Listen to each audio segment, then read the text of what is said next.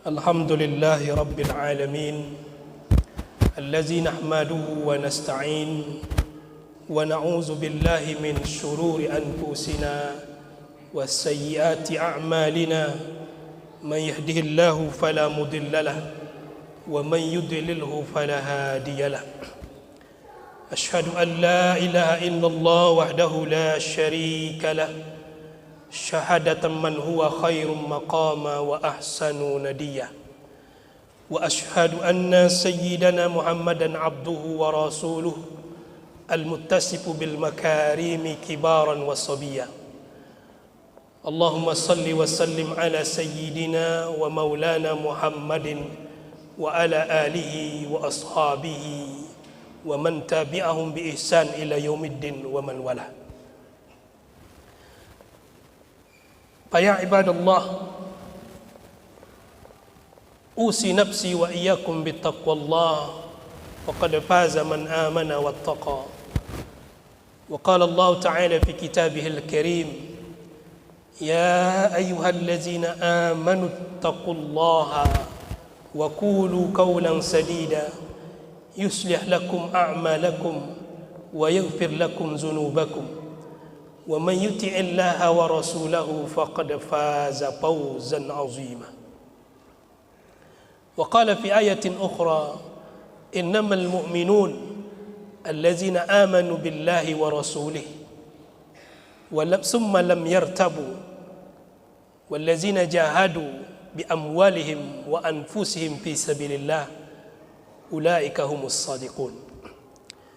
Jemaah Jumat yang dimuliakan Allah Subhanahu wa taala, puji dan syukur senantiasa kita panjatkan kepada Allah Subhanahu wa taala atas nikmat di mana kita masih bisa berkumpul di hari yang mulia ini, di waktu yang mulia ini, di tempat yang mulia ini bersama dengan orang-orang yang insyaallah Allah muliakan.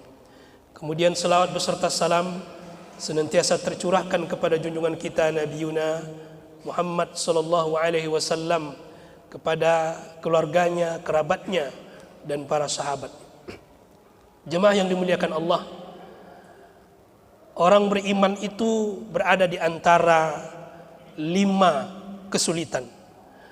Dalam hadis yang diriwayatkan oleh Imam Ad-Dailami dalam kitab Al-Firdaus dari sahabat Nabi Anas bin Malik, Allah meridainya, al-mu'min baina khamsi syada'id.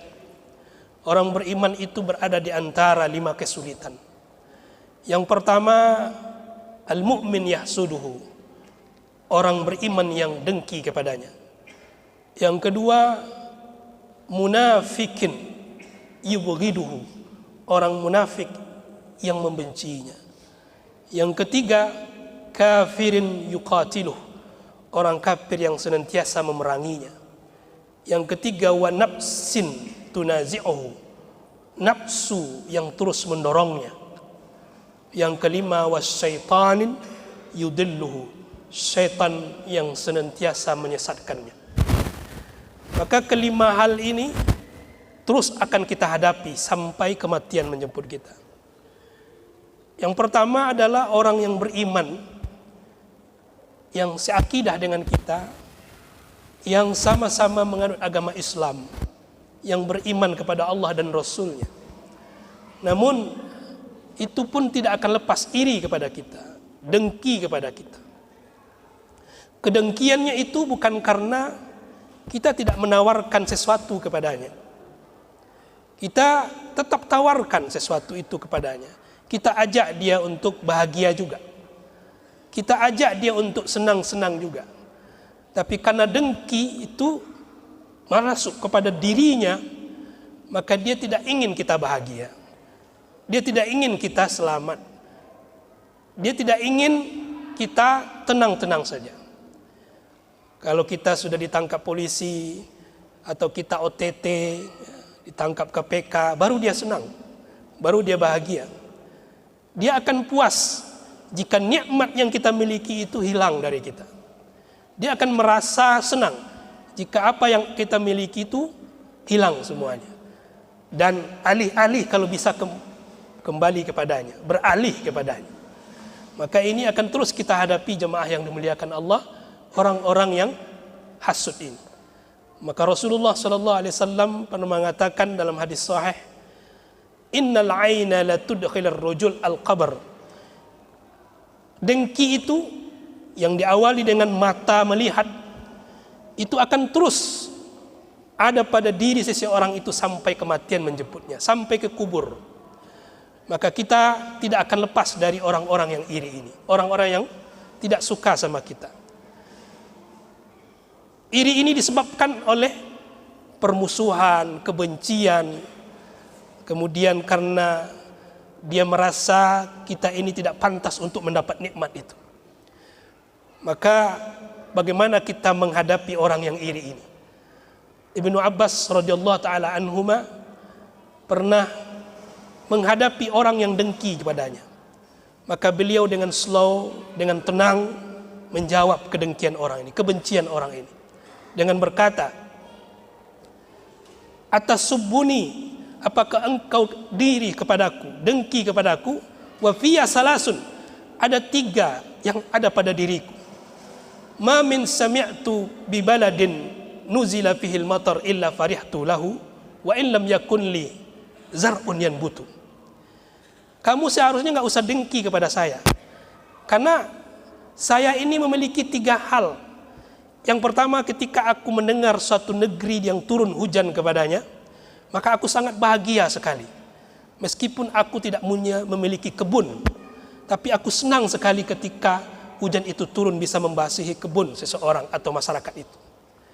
Yang kedua, ma sami'tu bi baladin fihi hakimun adil illa da'autu lahu. Tidaklah aku mendengar dalam satu negeri itu ada pemimpin yang adil, yang bijak, maka aku merasa senang dan aku mendoakan pemimpin itu tetap adil. Jadi aku tidak ada kepentingan di situ, tapi aku bahagia kalau ada pemimpin di situ adil.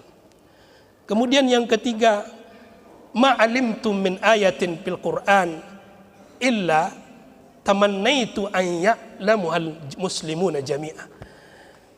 Tidaklah aku tahu satu ayat yang ada di dalam Al-Quran dan aku ingin juga orang yang lain tahu tentang ayat itu.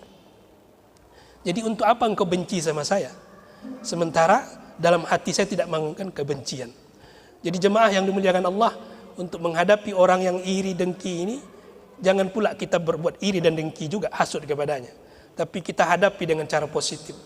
Mudah-mudahan orang itu sadar. Yang kedua, yang kesulitan yang terus akan kita hadapi adalah munafikin yubghidu. Orang munafik yang terus akan membenci kita. Karena orang munafik ini, jemaah yang dimuliakan Allah, karakternya adalah dia tidak ingin kejujuran itu ada, tapi kebohongan itu terus menerus. Karena orang munafik itu dia menginginkan ingkar janji, tidak memenuhi janjinya. Maka oleh karena itu, di antara ciri munafik yang senantiasa kita hadapi itu, apabila dia berbicara dia bohong, apabila dia berjanji dia mengingkari, apabila dia percaya dia mengkhianati. Dan kalau ingin berdebat pengen menang terus, maka akan terus kita hadapi orang-orang seperti ini, jemaah. Caranya bagaimana? Jangan berteman dengan orang ini. Meskipun dia tidak munafik i'tiqadi, tidak munafik keyakidah, tapi tetap kita membatasi diri agar apa? Agar kita tidak terjerumus kepada yang bahkan lebih parah lagi, nifaq i'tiqadi. Maka kesulitan kita akan terus ada orang-orang munafik di sekitar kita. Yang ketiga, orang-orang kafir yang terus memerangi. Mungkin tidak perang fisik, jemaah yang dimuliakan Allah, tapi ada perang budaya, perang tradisi, perang kebiasaan yang terus menggerogoti kita. Bahkan kita akan terus mengikuti mereka walaupun pelan-pelan, sibran bisibrin, sampai kita masuk ke lubang biawak, sampai kita mengikuti tradisi mereka.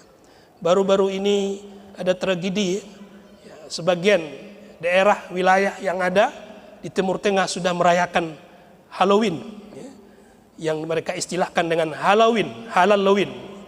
Maka ini adalah tradisi-tradisi yang mereka merasa senang kalau ada orang Islam, orang beriman ikut peran serta dalam itu. Nauzubillah, maka kita harus menjaga ini. Mungkin kita tidak berperang secara fisik, tapi keyakinan-keyakinan kita, kebiasaan-kebiasaan Islam itu akan diubah pelan-pelan oleh mereka. maka kita harus menjaganya.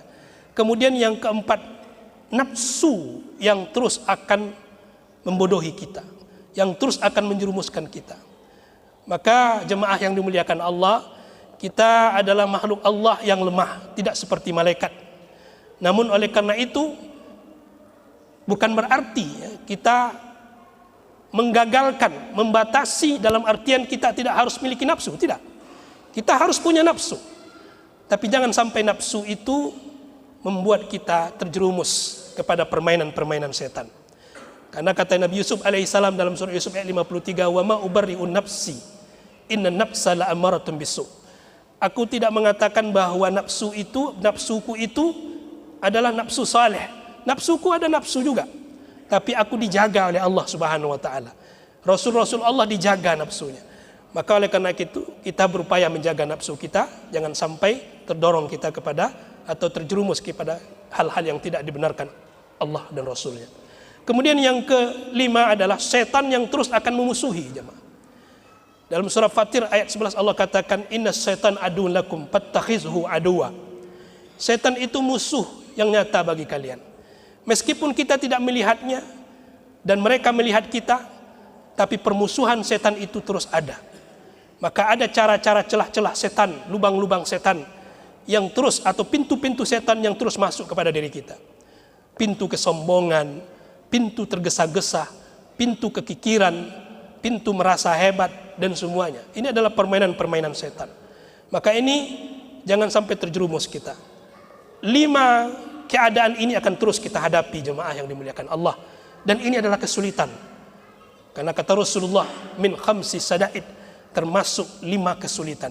Namun bagaimanapun kita harus membentengi diri kita. Semoga Allah Subhanahu wa taala memberikan kita jalan yang benar dan terus kita berada di jalan yang benar, dan kemudian kita terus istiqamah dalam syariat ini, menjaga iman kita, menjaga tauhid kita, mengelola nafsu kita, dan juga terus berpositif, ajarkan positif kepada orang-orang yang negatif kepada kita. Karena kalau kita lawan negatif dengan negatif, maka tidak akan selesai jemaah yang dimuliakan Allah. Mudah-mudahan semoga bermanfaat. Fa'tabiru ya ulil albab la'allakum tuflihun.